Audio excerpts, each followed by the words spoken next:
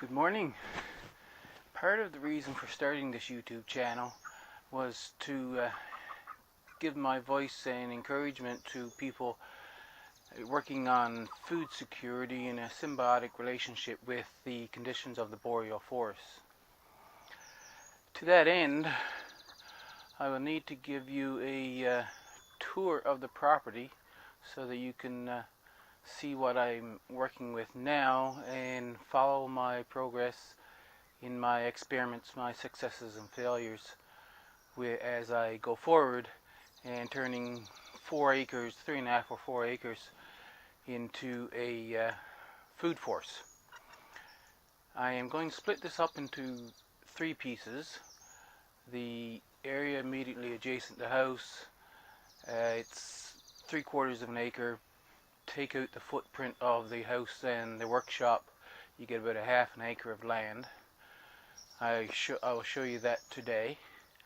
Next week I'll give you the hen house and the first flat, I call it, so section 2, and the week after will be section 3, up where the living fence is started and on the bedrock side. So without further ado, I will start today's tour of section 1. I'm starting here by my back door on the deck, and this I had made a very beautiful herb garden at one point, but I wasn't around to take care of it, and so it's overgrown. This is a well-established grapevine. I think it was 2002 I planted it there. I used to have a arbor it grew up on. I removed the arbor because it was actually getting in the way. The grapevine was well overgrown, and I am hoping to change for a arbor going up behind the herb garden. It produced grapes, but I've never gotten any ripe ones. I am thinking that if I put an arbor here with a heat sink wall in behind, I may get them to ripen. Here is the second grapevine. I planted 2 grapevines, one on either end of this flower bed.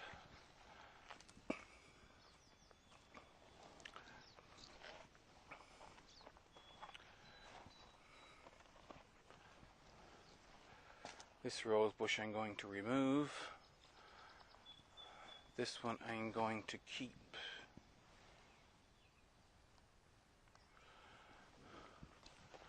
This is facing south-southwest. I had 2 cherries. That was Juliet and Romeo. Down further I had one called Italiano. It was a set from Vessie's Seeds, the Romance collection. The soil here in this section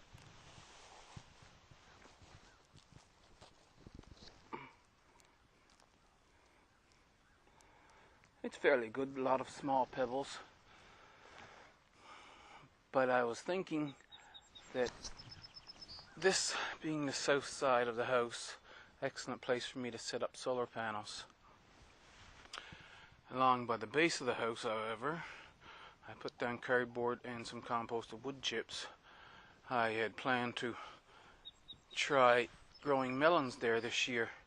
This would be a sun trap, of course, up against the concrete wall, but we're not getting anything called a summer this year, so there will be no heat-loving plants grown.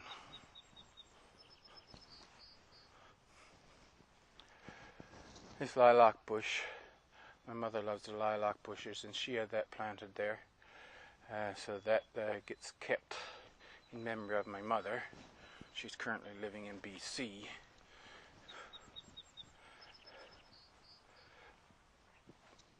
this is the snowball bush. My father wanted that one. So in keeping with that, I have a snowball bush for my father and a lilac bush for my mother. It's not growing very well. It's growing much better this year than it has in the last 2 years. I have to do a little bit of nursing on that one.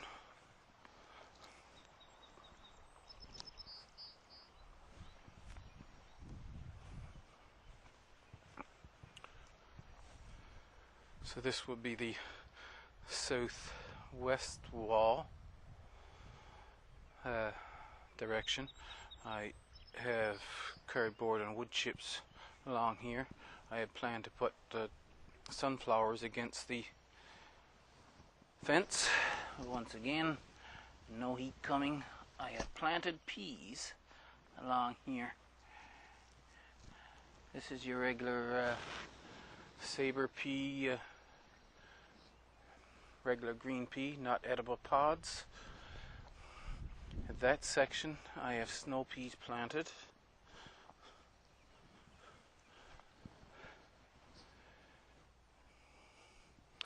Here is another area that I can use as a sun trap for heat-loving plants such as melons and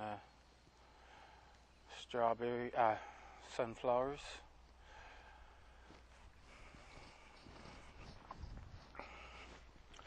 Another rose bush.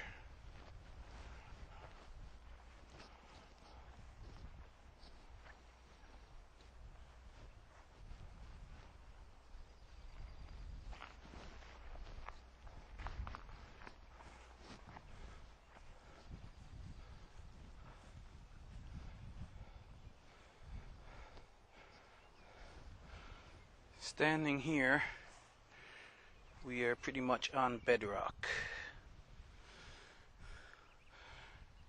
That's a lump of bedrock that comes up, but then it dips down. And this area, once again, has a bit of soil here. I'm going to plant red amaranth here.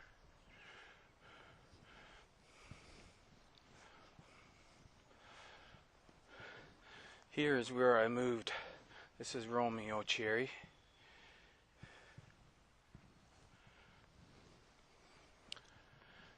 This is a smoke bush. It is rather tender here for zone 5A. It gets a lot of winter kill every year. One year I wrapped it in burlap and got quite a few flowers on it. That next summer I have some burlap and I might do that again. This is the Juliet cherry. She looks a lot sadder than the Romeo cherry. That is because when I moved them over here, we have 3 or 4 snowshoe hare running around. I came out one day to find that the hare had chewed on that one, and that's why the chicken wire is around it. This is another addition I put in last year, a pear tree.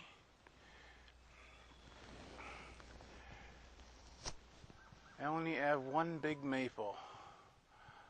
I tapped that one this year and made 1 liter of maple syrup.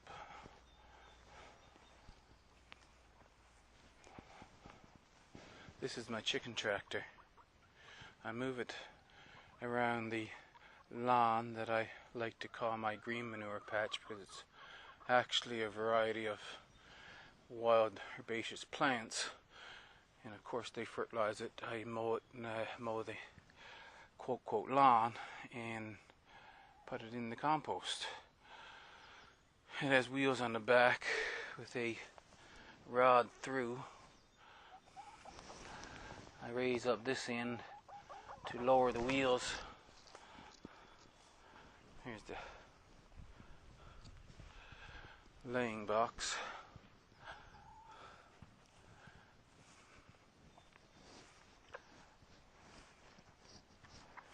And then I pick it up with the handle on this end and I can pull it wherever I like. It's made for 12 hens, 10 by 3, which is also the size of my garden beds. This is a golden forsythia.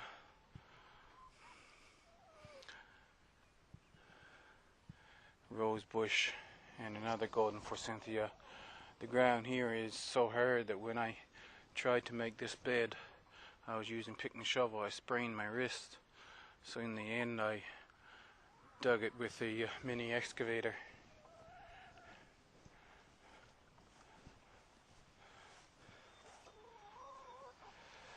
This is an addition this year, firecracker goji.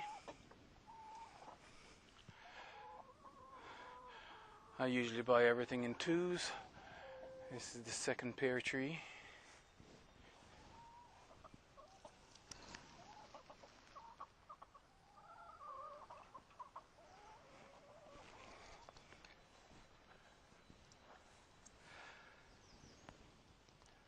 This is firecracker goji. He's looking a little sadder than the other one, but he was looking sadder when I put him in there. This is an apple tree of which I have yet to know what it's going to produce. It's an experiment between my father and I many years ago. We just took the seeds from a store-bought apple and put them in cups with soil in, and they grew. We had 9 of them. One was over by the herb garden producing fruit, and it wasn't very good fruit. The tree was getting in the way, so I cut it down. This one, I don't remember it ever producing fruit, but it has a lot of blossoms on it this year, so I might get to see what it produces this year.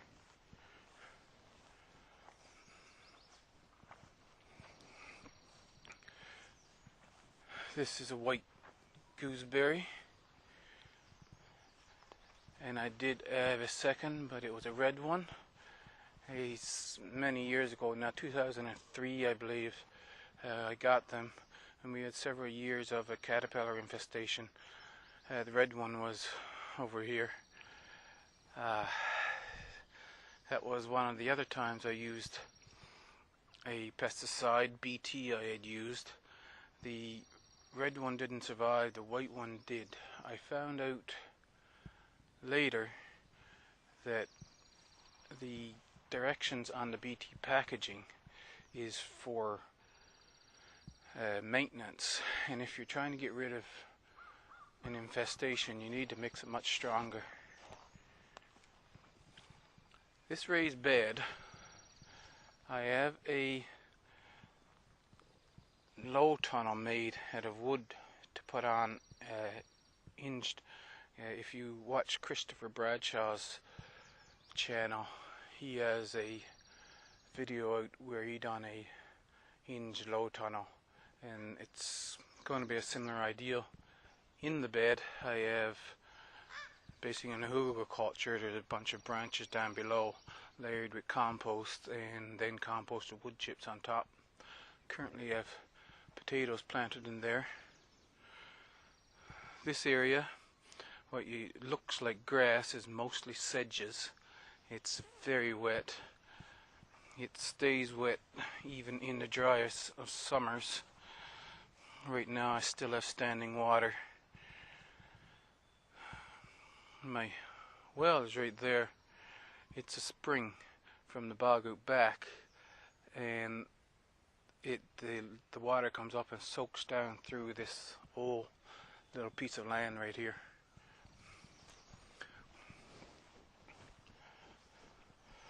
This is what happens to your cherry trees when the moose get at them. It almost destroyed this cherry tree, but the thing is still struggling to survive. I got 1 cherry off this last year. Down beneath, along the base of the hill, I put down cardboard and composted wood chips. I got garlic planted. Looks like it's going to be growing well. If the slugs don't destroy it.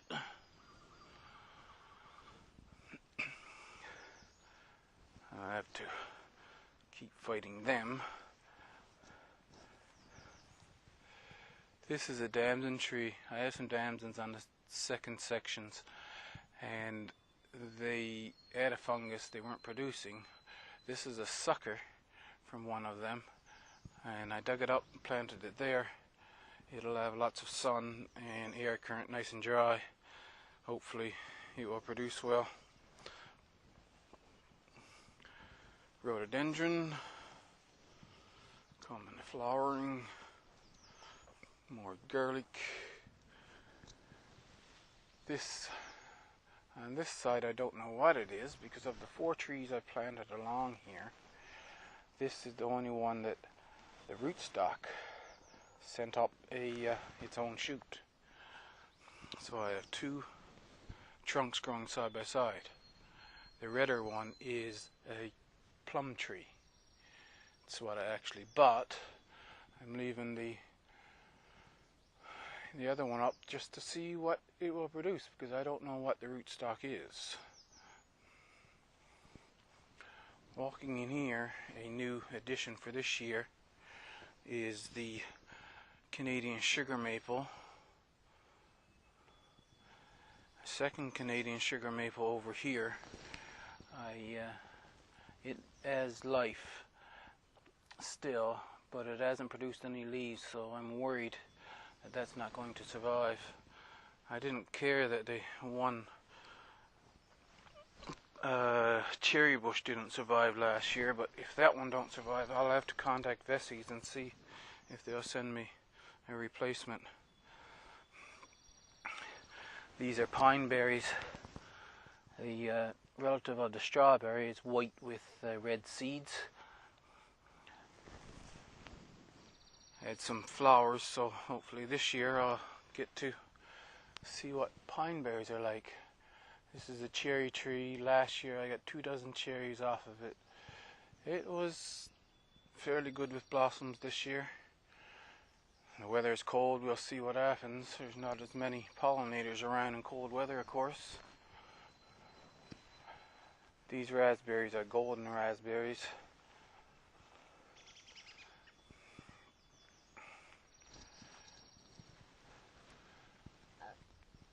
This is a plum tree. I got my first plum off that last year, and the flowers are all dying now. This is my 3rd attempt at doing this video.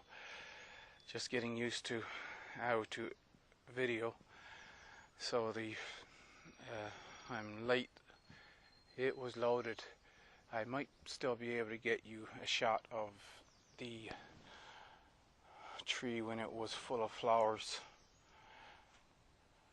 The compost bins, of course, you've seen already if you've watched the compost refill video. This is an ascap, otherwise known as honeyberry. Similar to an elongated blueberry. I don't like the growth habit of this one, but that's how it grows. They suggest 2 different varieties for cross-pollination. This one now grows nicely. I get some fruit off this one every year, not much, but I do off that one hardly anything. And what I noticed was that while this one is still blossoming, this one here, the blossom has come and gone, and the fruit is starting to grow. One little guy right there. So flowering out of sync, it's not much good to have 2 different varieties. This is a red currant. And while it's not very large, I will be getting currants off this year, and I did the last 2 years. Now, if my memory serves me correctly, this would be the black currant.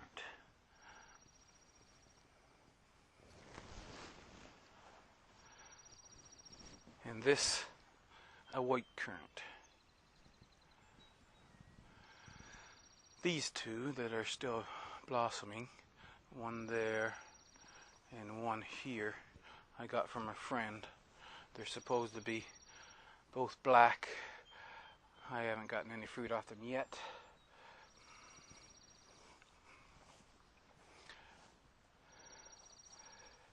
This grapevine, I'll go around it first so I can get down at it and show you the label.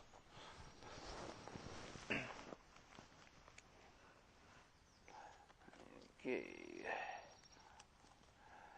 This is a Valiant grape, which I believe is what the other two were over by the deck. There's one there and one there, as always. Buy it in twos. My rhubarb patch, growing very well this year. I've already harvested from that twice.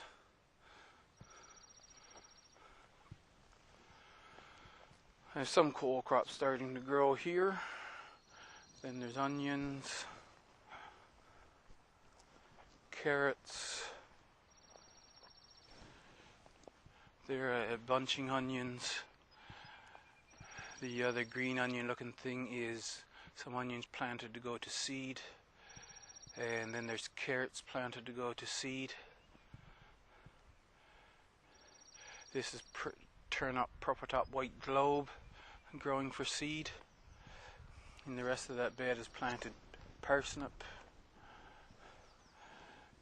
This bed is planted rutabaga.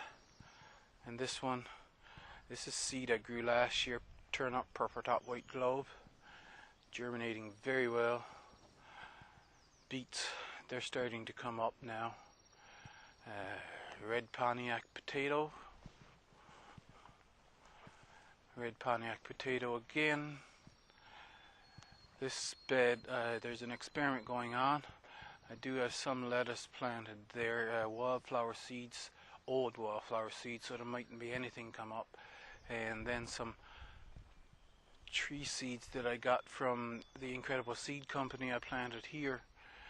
And just having patience and waiting to see if they will sprout. Oh, I have it labeled. Where are you, label?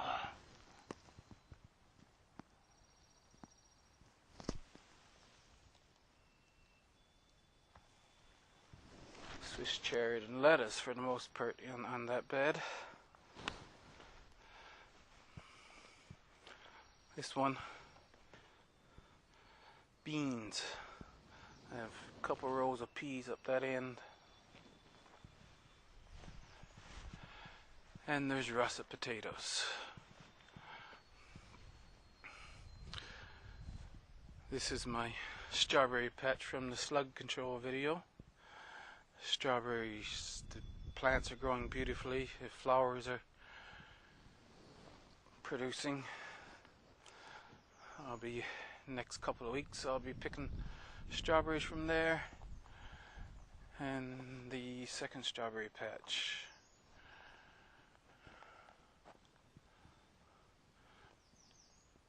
I can't remember the name of that. That's a bush, ornamental bush, produces just little white flowers. This is the tunnel I had made for that raised bed. I'm currently using it to harden off plants.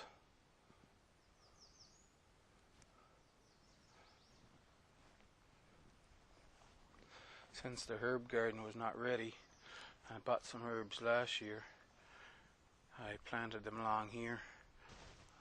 Echinacea, that's the word I'm looking for. 2 echinacea. I had 2 rosemary. I didn't read the label, they're not actually hardy to here. Thyme, of course, is hardy. That grows as soon as the snow is melted. Pretty much evergreen. And sage, catnip over there.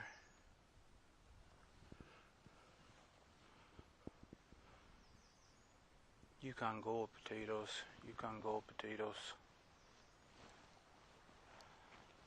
A broadcast seeded rutabaga here, carrots here, and beets. The rest I have yet to plant out.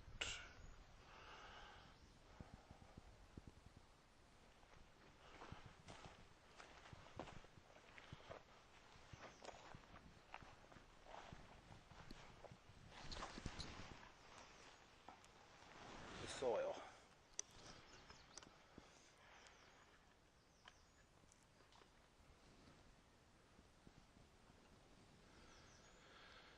By the hen house there is 2 apple trees, which I'm going to be cloning. My neighbor wants one, and a raspberry patch where the canoe and tunnel hardening off the plants is. I had 2 patches of raspberries, and during my absence, of course, I come back and looked at it. It was overgrown with stinging nettles, and I'm like, there's nothing I can do about that. But I know someone who can, and so I put the chicken tractor in there. The chicken's done a wonderful job of clearing everything out, and then I put down cardboard and wood chips on top.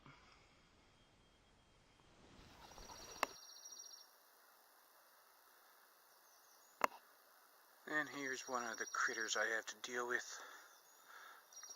The one that ate part of the Juliet cherry. And I have to protect my beets from it as well. Snowshoe hares, they're called. Wanna come and join me? What's that all about?